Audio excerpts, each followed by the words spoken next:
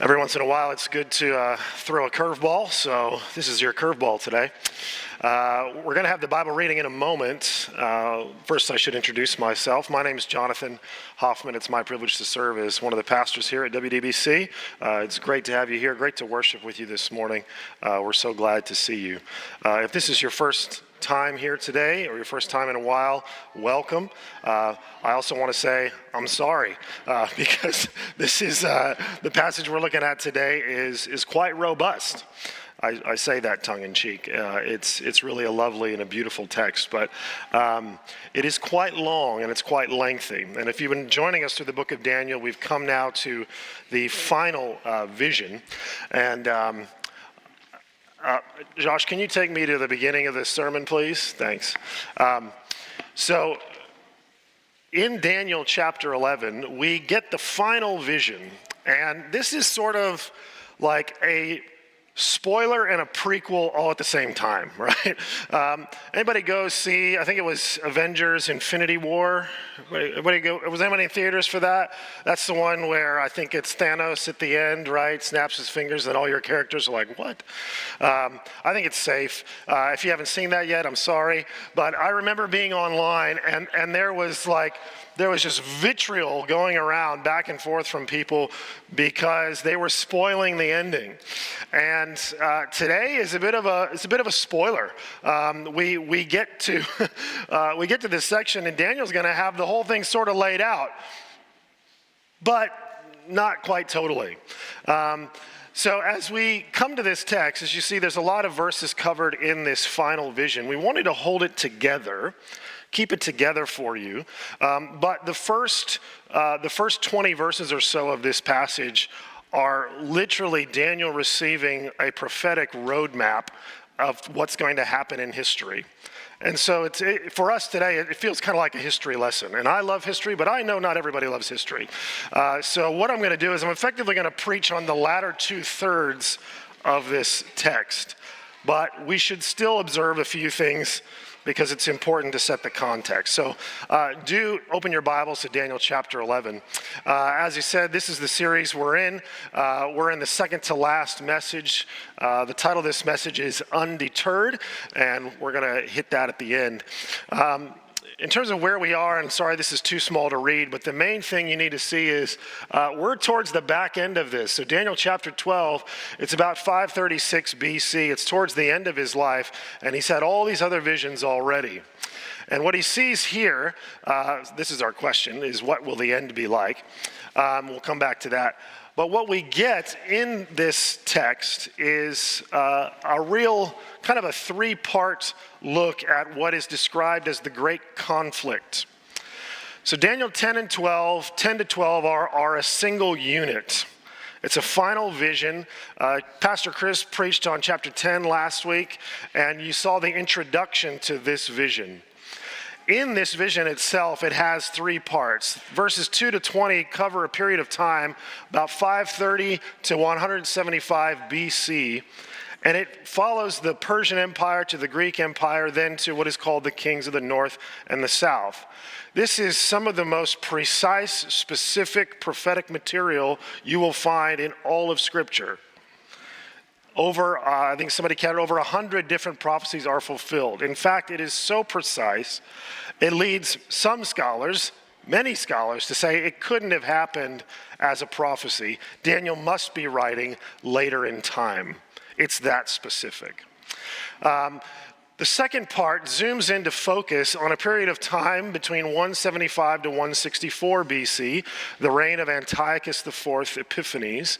And then in verses 36 to the end of the chapter and into the first part of chapter 12, we deal with the time of the end. So I'm giving you a roadmap for this passage today before we jump in. So when Esther comes and does the Bible reading for us, she's going to read part B and C, okay? So what do we make of part A? Part A concerns the division of the empire that was started by Alexander the Great, and when he died at age 33, his empire was split into what the text is going to call the four winds. It really was split into four commanders and sort of 4 points of the compass. Now, you can see that there's two colors on the map behind me that are actually a little more dominant than the others. So these are the two kingdoms that really gained the most power. You had in the south the Ptolemy dynasty, which was concentrated in Egypt, and then you had in the north the Syrian dynasty, the Seleucid dynasty, which is concentrated in Syria, but would expand back into Babylon and quickly cover the largest area. And so in this text, when we're going to hear about the kings of the north and the kings of the south, you need to know we're talking about the green is the kings of the north, and the sort of burnt orange color is the kings of the south. We clear so far? But there's a few things you need to be listening for as we go through this.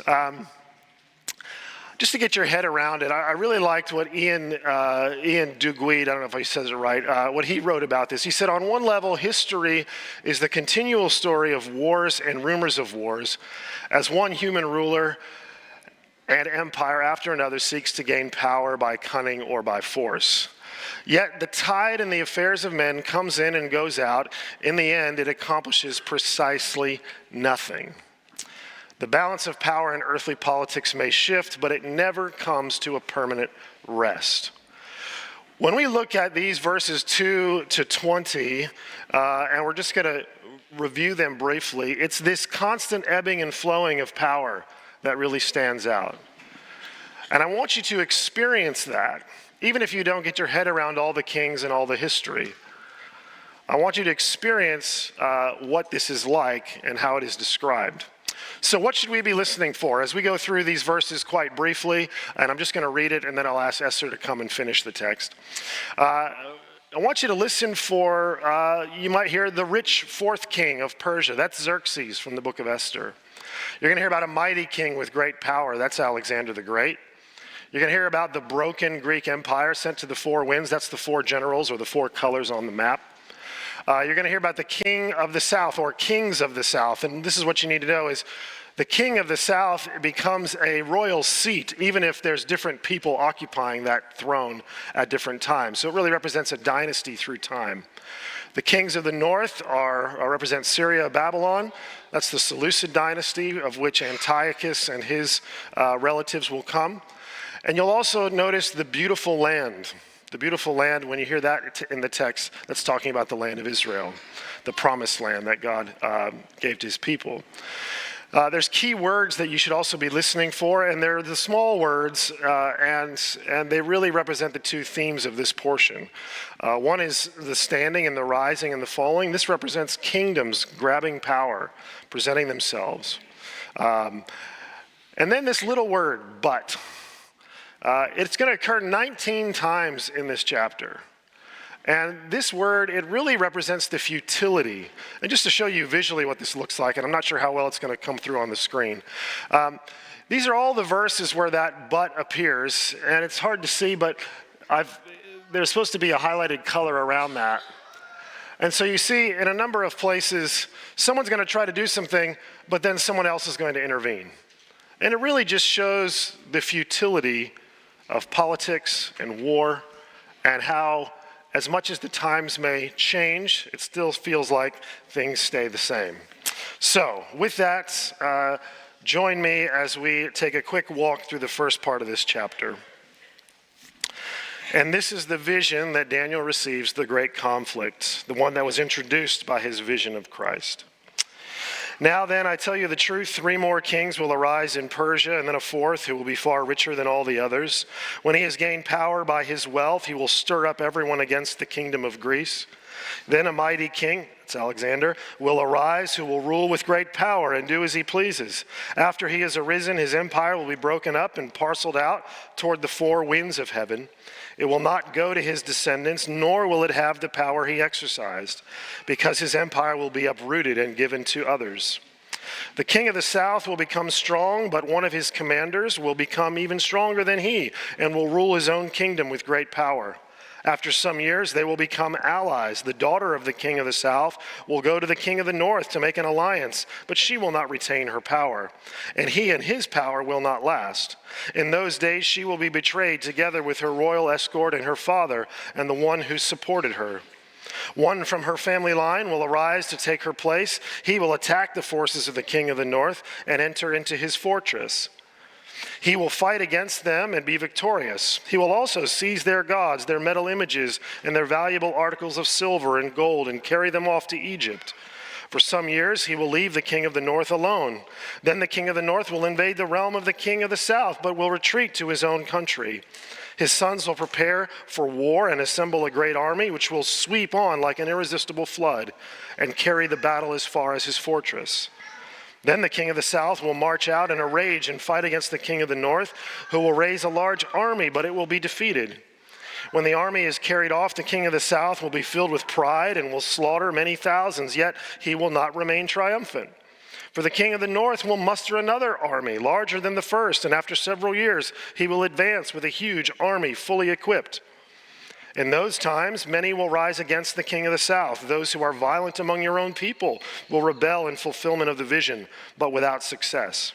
Then the king of the north will come and build up siege ramps and will capture a fortified city. The forces of the south will be powerless to resist. Even their best troops will not have the strength to stand. The invader will do as he pleases. No one will be able to stand against him. He will establish himself in the beautiful land and will have the power to destroy it. He will determine to come with the might of his entire kingdom and will make an alliance with the king of the south. And he will give him a daughter in marriage in order to overthrow the kingdom, but his plans will not succeed or help him. Then he will turn his attention to the coastlands and will take many of them, but a commander will put an end to his insolence and will turn his insolence back on him. After this, he will turn back toward the fortresses of his own country, but will stumble and fall to be seen no more. His successor will send out a tax collector to maintain the royal splendor. In a few years, however, he will be destroyed, yet not in anger or in battle. How are we going? How are we tracking with that? Right? It's a lot, isn't it? It's a lot.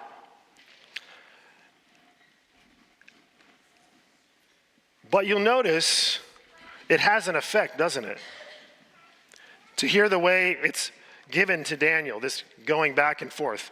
Josh, if you can jump back to the sermon slides where we were, that would be helpful. Thank you. What we see here is this futility.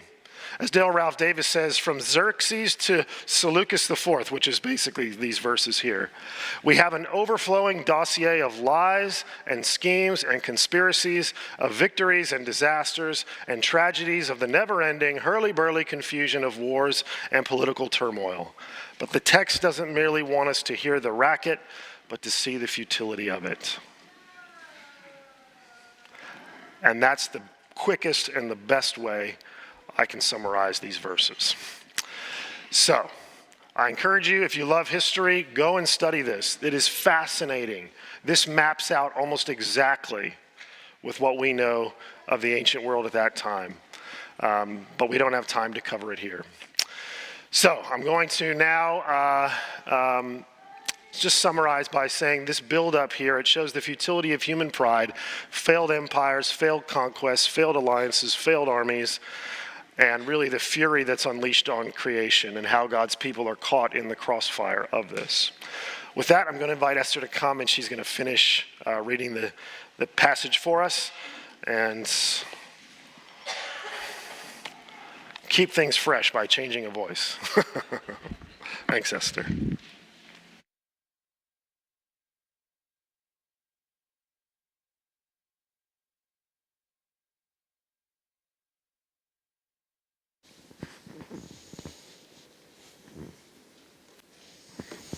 Okay, so Daniel chapter 11, verse 21 to 12, verse 3. He will be succeeded by a contemptible person who has not been given the honour of royalty. He will invade the kingdom when its people feel secure, and he will seize it through intrigue. Then an overwhelming army will be swept away before him. Both it and a prince of the covenant will be destroyed. After coming to an agreement with him, he will act deceitfully, and with only a few people, he will rise to power. When the richest provinces feel secure, he will invade them and will achieve what neither his fathers nor his forefathers did. He will distribute plunder, loot, and wealth among his followers. He will plot the overthrow of fortresses, but only for a time. With a large army, he will stir up his strength and courage against the king of the south. The king of the south will wage war with a large and very powerful army, but he will not be able to stand because of the plots devised against him. Those who eat from the king's provisions will try to destroy him. His army will be swept away, and many will fall in battle. The two kings, with their hearts bent on evil, will sit at the same table and lie to each other, but to no avail, because an end will still come at the appointed time. The king of the north will return to his own country with great wealth, but his heart will be set against the Holy Covenant. He will take action against it and then return to his own country. At the appointed time, he will invade the south again, but this time the outcome will be different from what it was before. Ships of the western coastlands will oppose him, and he will lose heart. Then he will turn back and vent his fury against the Holy Covenant. He will return and show favour to those who forsake the Holy Covenant. His armed forces will rise up to desecrate the temple fortress and will abolish the daily sacrifice. Then they will set up the abomination that causes desolation.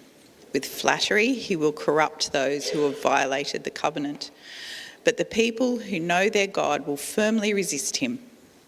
Those who are wise will instruct many, though for a time they will fall by the sword or be burned or captured or plundered. When they fall, they will receive a little help, and many who are not sincere will join them.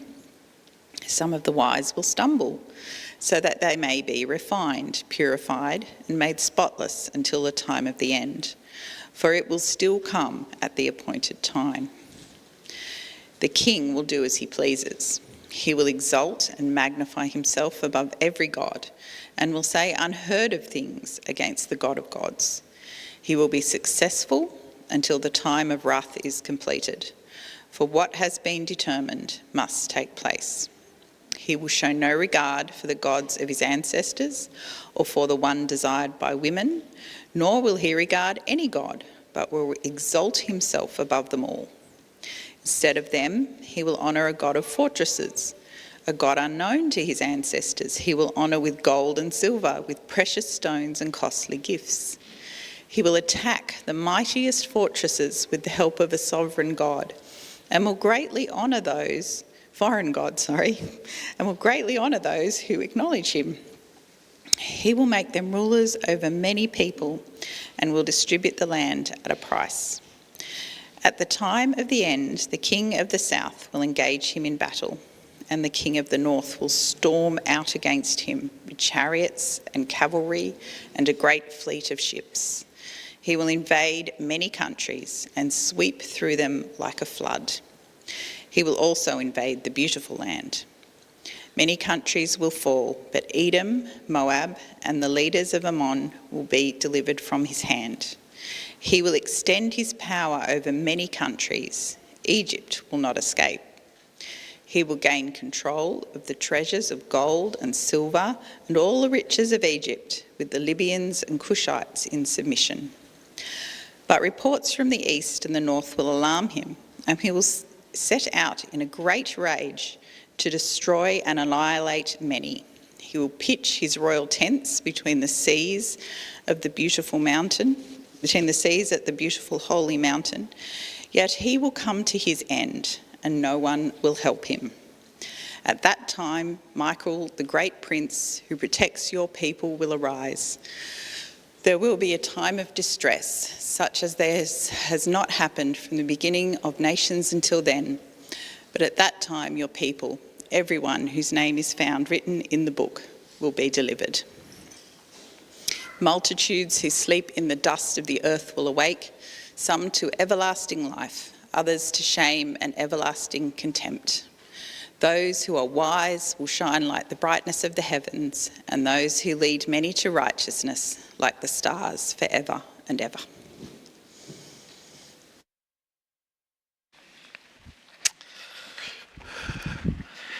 Thank you, Esther.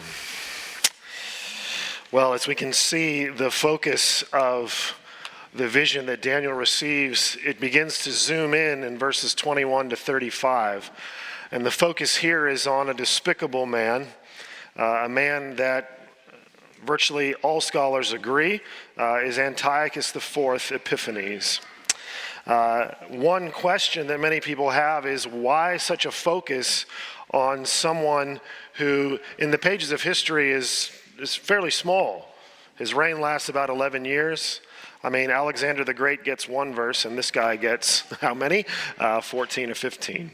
And yet, as we saw back earlier from the vision in Daniel chapter 7 and the vision in Daniel chapter 8, this figure is important. And we said at the time that there's something that this figure is doing that is different and unique. And it has to do with the systemic state-sponsored oppression of God's holy people. A desire to eradicate the people of God, and a regime that is built on antagonizing and destroying them. To understand a bit of the geopolitical backdrop, if you saw that map, you would see that what the text calls the beautiful land is really at the intersection of three major continents: Europe, Asia, and Africa. And at the time, a lot of the agricultural wealth was coming out of Egypt. And yet you have these great empires in Greece and then in Persia. Obviously, trade routes going through there. And so it's sort of like Israel is sitting in the middle of the chessboard. Maybe you've played the game of Risk recently, right? There's always a territory that you're like, if I'm going to win at Risk, I need to control this place.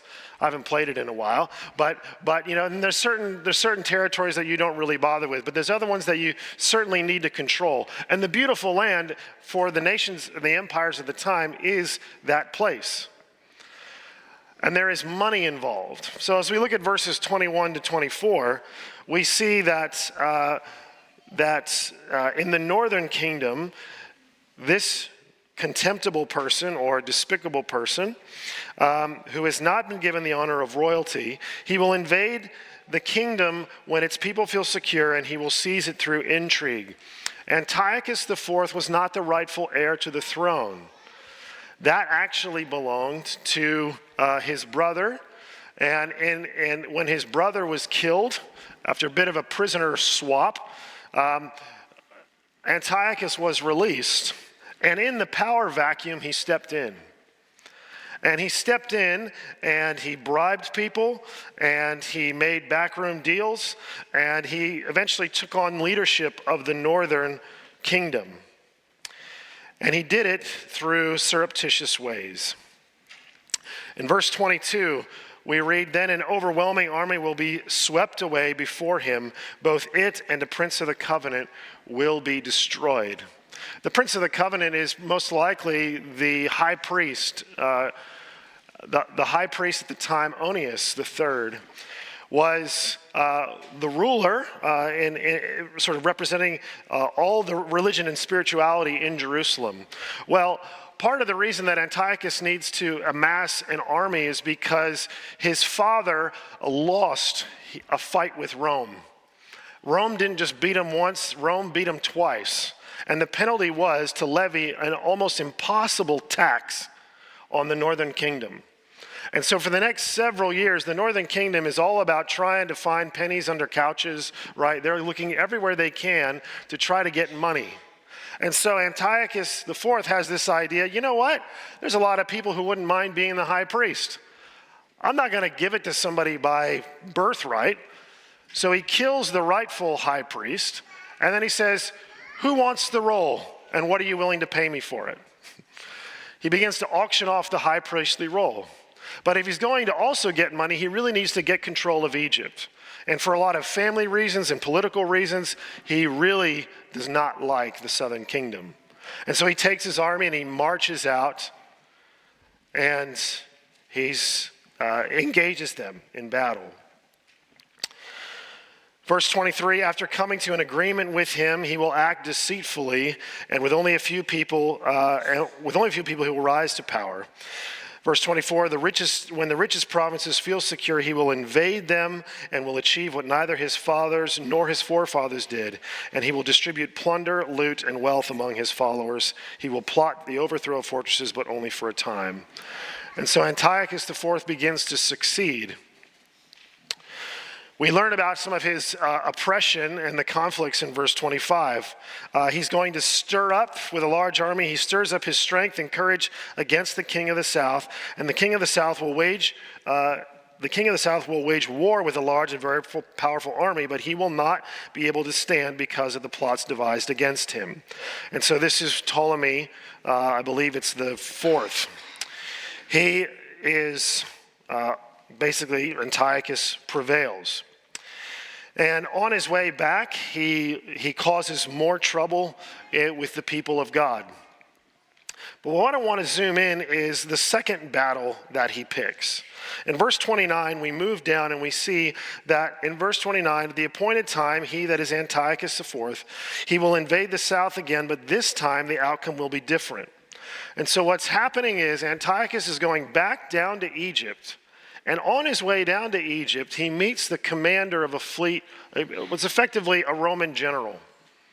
And a Roman general meets him on the beach with a fleet of ships and holds up a piece of paper and basically says, hey, look, the Romans say, stop.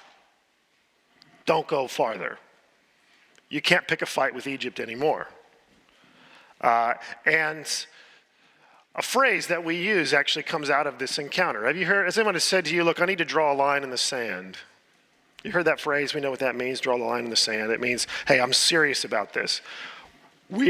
Something's going to change based on how you handle this situation. It actually comes from this account. Antiochus IV encounters the Roman general, and they're there on the beach, and the Roman general says, look, by order of the Senate, you need to stop. And there's Antiochus and his whole army behind him. He's got war elephants and everything. And Antiochus, a bit of a political mover, he says, look, I need to think about this. Let me take some time. Let me consult with my people. And the Roman general gets a stick, and he draws a circle around Antiochus. The historians record this. He draws a circle around him, and he says, you're not going to leave this circle until you decide what you're going to do. Are you going to pick a fight with Rome? Or are you going to go home? And so he forces a decision on him. That's where we get the phrase, drew a line in the sand. He draws a circle around him, and Antiochus, at this point, he balks. He says, okay, I'll go home. He's humiliated. His whole army is behind him, and he's effectively just capitulated not to cannons and guns, but to a piece of paper from the Roman Senate. And he now has to take his ball and go home. He's furious, absolutely furious. And being the bit of a megalomaniac that he is, he's got to make other people pay for it. Now, back in Jerusalem at this time, a rumor had started to spread that Antiochus he'd been killed. And so there's this sense building, this excitement building that perhaps they're finally going to get some relief. But instead, what they get is really the equivalent of Hitler when he decided to go back and really, when he knew he'd lost, and he decided to just absolutely destroy everything in his path. And so Antiochus comes back, and this is when all of the terrible state-sponsored oppression really ratchets up a notch. So if you're a Jew living in the beautiful land at that time, what could you expect? If you wanted to circumcise your child on the 8th day, capital offense. No more circumcision. If you had a copy of the Torah, capital offense. No more. You're going to be killed. If you wanted to observe the Sabbath, capital offense. Circumcision, Sabbath, Torah, God's word, all these things, you were allowed to be killed. The temple itself, he sets up on the altar in the temple, he sets up an altar to Zeus. And then he has pigs, profane animals. I know not to some of you, right? But in God's law, the pigs were an unclean animal. They weren't to be brought as a sacrifice. And so this is happening in the holy place. And if you were not someone who would actually worship at these pagan altars, that was another cause for punishment. And so this state-sponsored terror really ratchets up, and that's what the vision alludes to in verse 30. Ships of the western coastlands, right, this is the Roman general, will oppose him. He will lose heart. Then he will turn back and vent his fury against the holy covenant. He will return and show favor to those who forsake the holy covenant. Verse 31, his armed forces will rise up to desecrate the temple fortress and will abolish the daily sacrifice. Then they will set up the abomination that causes desolation. With flattery, he will corrupt those who have violated the covenant, but the people who know their God will firmly resist him. This is a really, really difficult time to be a part of Yahweh's people. There's no middle ground here. You either get in line and get on board with worshiping the Greek gods and the Greek pantheon and all the corrupt things that Antiochus has set up, or you lose your life. You're either a living pagan or a dead Israelite. No more of this, state doesn't get involved in religion.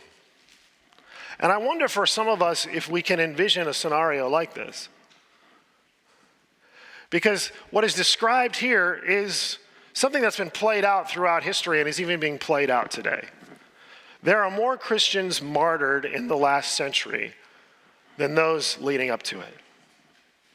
There are Christians right now, particularly in Africa, that are being systemically executed just because of the fact that they are Christians. I don't know how long this bubble of relative ease that we seem to live in Australia, I say relative ease because it's not totally easy, but I don't know how long this is going to last. And as the text tells us here in verses 33, 34, and 35, those who are wise will instruct many, though for a time they will fall by the sword or be burned or captured or plundered. When they fall, they will receive a little help, and many who are not sincere will join them. You can imagine the destabilization of these times. And some of the wise will stumble so that they may be refined, purified, and made spotless until the time of the end, for it will still come at the appointed time. This is a refining that goes on here. We've titled this series Patience in Affliction because here we see very clearly God is telling his prophet Daniel that the times for God's people will get very, very difficult. That worship, proper worship, will cost you something. And so it behooves us as the church to recognize that there really is no middle ground at all. And to ask ourselves, what is the state of my commitment to Christ? What is the state of my relationship with him, my devotion to him? How clear am I? How convinced am I? If I was put in some of these situations, how might I respond? If I lose my ability to earn an income, would I lose my faith? If I risked imprisonment, not seeing my children or my spouse, would I still want to be a Christian? If I was told I couldn't have a copy of the scriptures in my home, if suddenly it became illegal to baptize somebody, would I still be a Christian?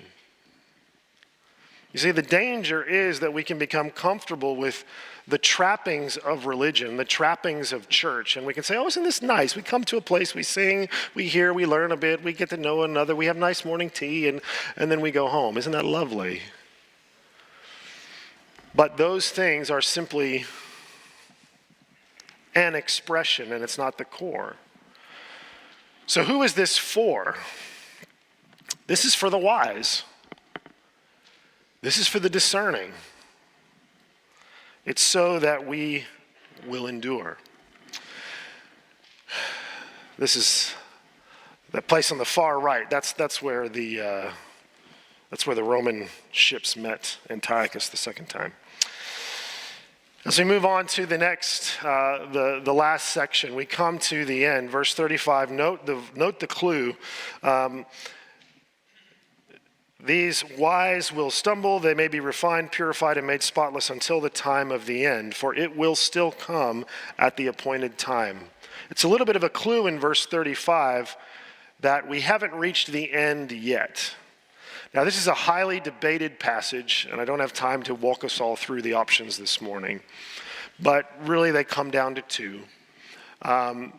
Is Daniel still speaking about Antiochus in verses 35 to 46, or is he speaking about a different king? I'm inclined to believe he's speaking about a different king. Here's why. Because the way that this king exalts himself, forsaking the God of his fathers, actually doesn't fit with Antiochus. Antiochus, you recall, set up an altar to Zeus. He worshiped the Greek pantheon as his ancestors had before him. And so that doesn't really ring true. Also, you note that this king meets his end in the beautiful land. But it is widely known that Antiochus IV actually died in Persia. He died of illness and insanity in Persia. And there's a few other clues as well that this doesn't squarely fit. And so for those who want to say that this is Antiochus IV in verses 36 to 45, that this still is Antiochus in focus, then you're in a position of saying, well, then Daniel got it wrong. He was just speculating at this point, and he sort of got mostly there, but he didn't get all the details right. And the question is that how the text presents itself? So, for these reasons, I think the king is referring to someone who will be like Antiochus, but worse.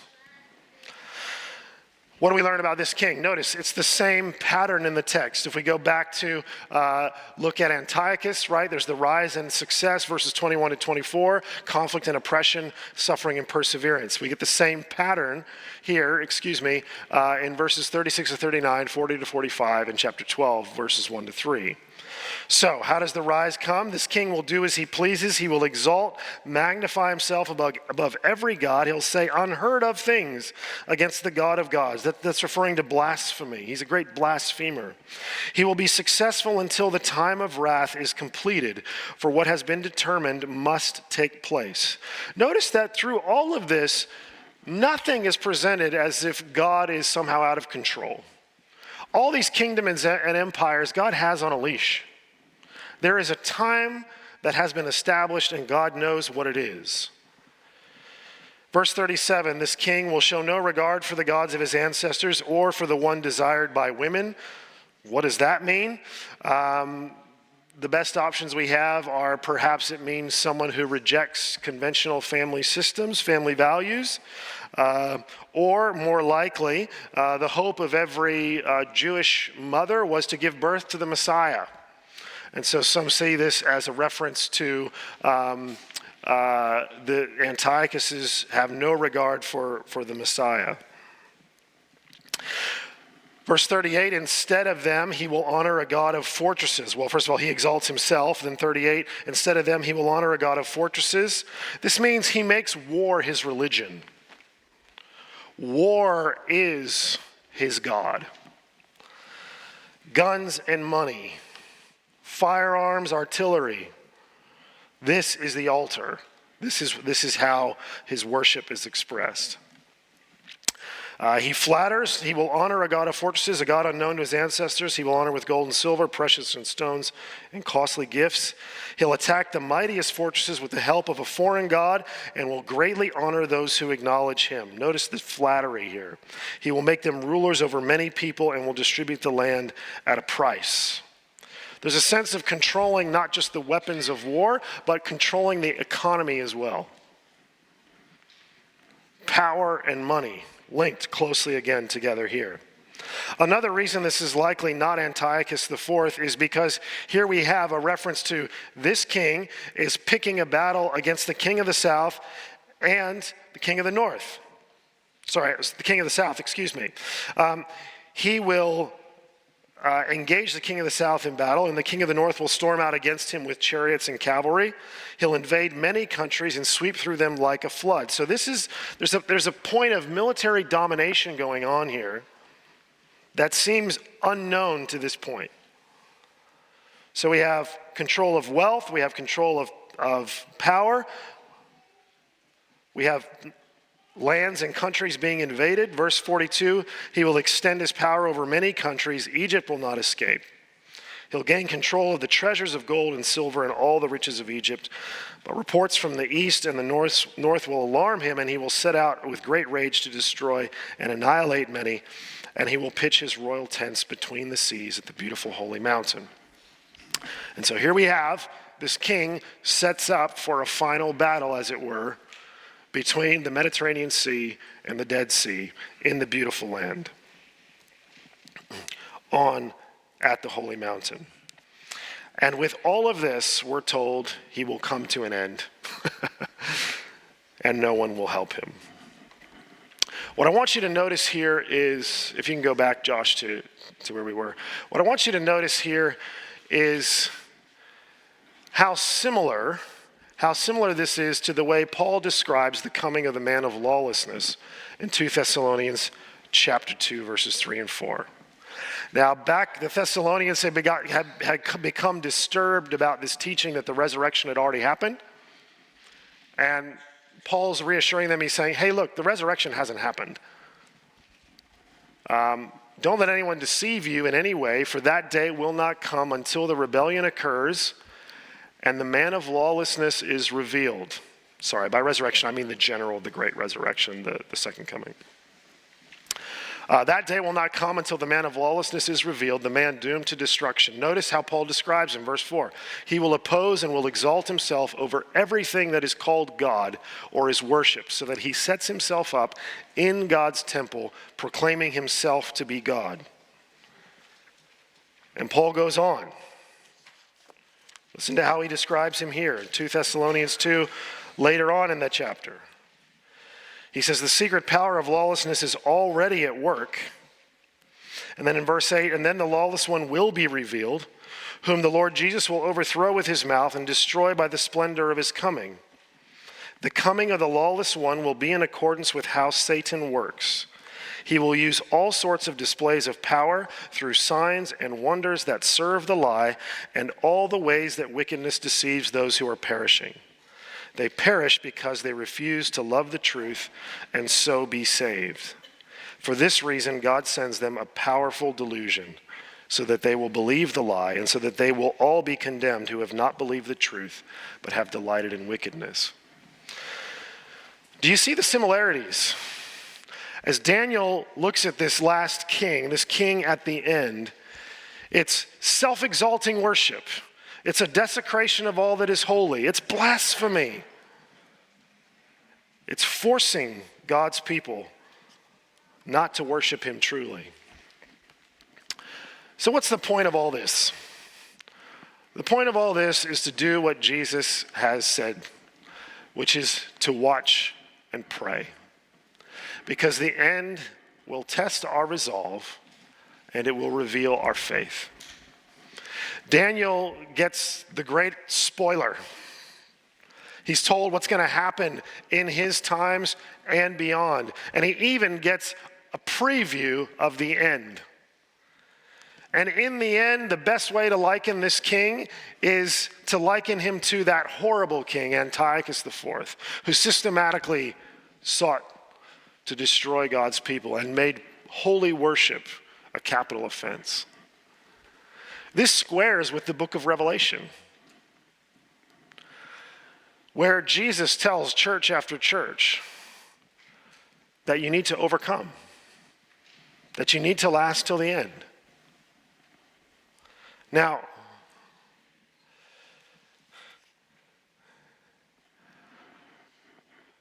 it behooves us to take very seriously this warning and this call.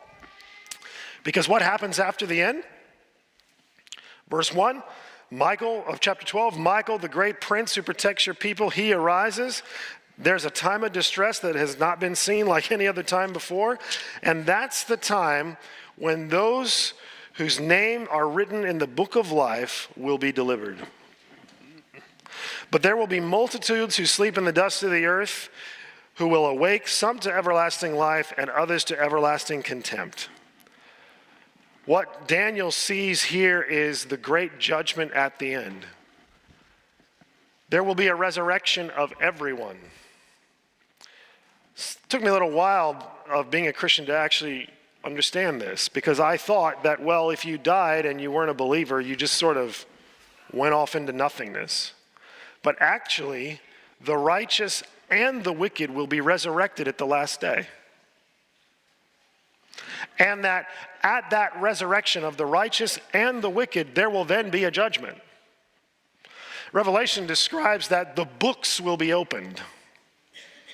And the picture here is that all of humanity is brought into judgment. But in addition to the books, there is a book, the book of life. And everyone whose names are written in the Lamb's book of life will go to inherit salvation. But everyone is judged. There will be a general and a great resurrection. So, what do we do about this? First of all, both Paul in 2 Thessalonians and Daniel here put an emphasis on our relationship to the truth. Daniel chapter 11, we peek back, verse 32, the people who know their God will firmly resist him. How do you protect yourself from the deception that is coming? How do you protect yourself and make sure that you're someone who perseveres in the time of the end, or in the times like the end that seem to repeat themselves through history? The best way to protect yourself is to know your God, to know and love your God. And if you love the truth, you will not be deceived by a lie. That's why in this church we preach the scriptures. That's why in this church we put as a paramount that you and I understand what God has revealed to us. We don't come here for us. We come here because we recognize that we are accountable to our Creator, that He has mercifully revealed Himself to us. And so the best way that, if you're a believer in Christ, the best way that you can ensure that your resolve will last and that your faith will be revealed in the final day is to simply know your God better, to devote yourself to Him wholly in your entirety and love Him with all your heart, soul, mind, and strength. Because those who love the truth are those who are wise, and they will be the ones who shine with radiance on that day. Church is not about what you and I simply might experience. Say, did I like that? Did I not like that? It's about the gathering of God's people. And at the end of the day, there will be a separation of the wheat and the tares, those who know Him and those who just thought they knew Him. Brothers and sisters, what are you doing to love the truth? What are the barriers that are coming into your life that are trying to pull you away from loving the truth? Are they distractions? Are they discouragements? Is it reading passages like Daniel 11 and thinking this is just too hard? But can I tell you that it's not wasted effort, because you see that the story of God hangs together. And no word of His will fail. And the last thing I'll say, as Pastor Chris comes to lead us in communion, the last thing I want to say today is, if you have not closed with Christ, I want you to realize that what's been revealed here is like God drawing a circle around all of humanity, just like Antiochus Epiphanes was there on the beach. And he got served a notice. hey, if you continue in your way, this is what's going to happen. And when Antiochus wanted to say, you know what, oh, let me think about it, let me talk with some more people, then I'll figure it out. The general drew a circle around him and he said, no, you're going to decide right now. And so I want to encourage you. If you're someone and you're like, I haven't closed with Christ, I'm still in this sort of, I'm thinking about it phase, let me go talk to a few more people. Let me try a few more churches. Let me learn a few more songs. Let me do a few more things. No. This is notice. All of humanity is on notice. This is how the end will come. And rest assured, brothers and sisters, because as menacing as figures like Antiochus and others seem, at the end of the day, they will be destroyed by the revelation of the splendor of Jesus Christ, and one word of his mouth will completely obliterate all hostility against him and his people. That's how the story ends. I've been watching World Cup soccer. And if you flick on a game and I say, who's winning? And it's like, well, it kind of depends where you're at in the game, It's like, well, this team looks like they're winning, and then this other team looks like they're winning. And, if you woke up at 5 a.m. on Saturday and you watch the second half, you think, oh, Australia's winning. And if you watch the first half, you'd say Australia's definitely not winning. Right? And so it's important to know that there is actually a score. And Jesus has already won. So if we just look around and watch the game like we're watching a soccer match and say, well, who's winning right now? Are they winning right now? Are they winning right now? Which kit should I put on? This was me Saturday. Do I cheer for Australia? Do I cheer for America? Some of you are like, I'm leaving this church. I love Australia. And you're like, do I put this kid on? Do I put that kid on? Which one do I do? No. Look at the score. Daniel, look at the score. Church, look at the score.